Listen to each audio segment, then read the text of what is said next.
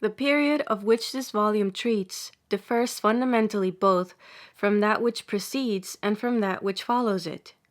In each of those periods, we're able to fix our attention upon a certain well-defined set of institutions which completely control its activities. In the former, the strictly medieval, we see Europe wholly under the sway of two vast ideas, feudalism and the Roman church system. In the latter, the purely modern period, Europe has almost wholly lost those ideas and has come out into the familiar political structure of a family of independent national states and into the freer air of religious toleration, if not yet of religious liberty. Between these two lies the period which is the subject of our present study. It is a chapter in human history of which no brief general description can be given. It is impossible to point to any peculiar institutions that govern its life. As we try to unfold the tangled thread of its history, we seem to find only confusion and disorder.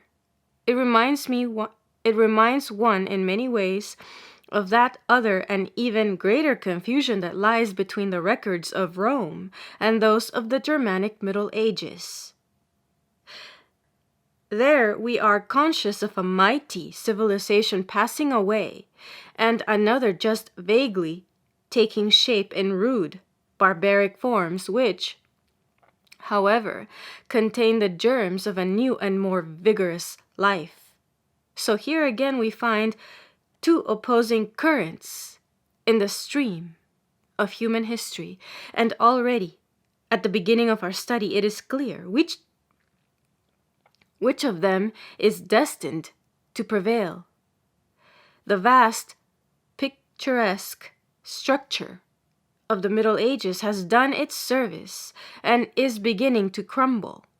In every direction, the resistless forces of the modern world are undermining its foundations, or with bolder front are beating in open assault against its walls. To the careful student, there is neither disorder nor confusion in the process. It is simply a natural development working out its results by the method of inevitable compensation. In the earlier transition, that from Rome to the Middle Ages, the shock of change is the greater because there is a change also in the race which is to be the bearer of the world's civilization. That whole transition may be summed up dramatically in the contrast of Roman and Teuton. Not only do institutions disappear, but the very race which created them disappears also as a historical unit. A new Europe is brought into the ken of history by a new race, actually, in physical fact, emerging out of the darkness and taking its place in the great procession of historic peoples. In the present transition, there is no such dramatic moment. The nations which make the modern world are the same that had brought medieval culture to its height. They have simply been going through a process of education and are now just beginning to see the meaning of it. The new succeeds the old through the silent working of development. Not that this period is without its great conflicts. There is enough of the dramatic in the sharp contrast of ideas and in the clashing of ancient rights with newly asserted claims to make every chapter of this transition alive with vivid interest. It will be of service to us at the outset to formulate these contrasts and these conflicts into some general expression which may serve us as a guide in our study of details. Our period has never been better characterized than by Michelet in the phrase, "the discovery of the world and of man." A phrase which seems at first only a mystic symbol of nothing in particular, but which, understood, lets us into the very heart of the apparent puzzle of this period. The theories of medieval life represented man as subject in all his relations to the domination of certain great general ideals to which the individual must surrender himself. A deep distrust of man as of a being essentially unworthy pervades medieval thought. Ideas then had value only as they stood related to a certain ideal, truth, vaguely comprehended. It is true, but nevertheless firmly believed in, nay, believed in the more firmly because it was not comprehended.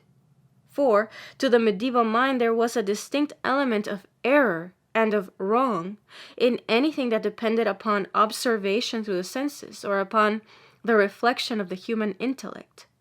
All that world of phenomena which we call real, because, as we say, we can grasp it by our senses and make it our own by some act of the reasoning mind, all this was to the medieval man unreal and untrustworthy.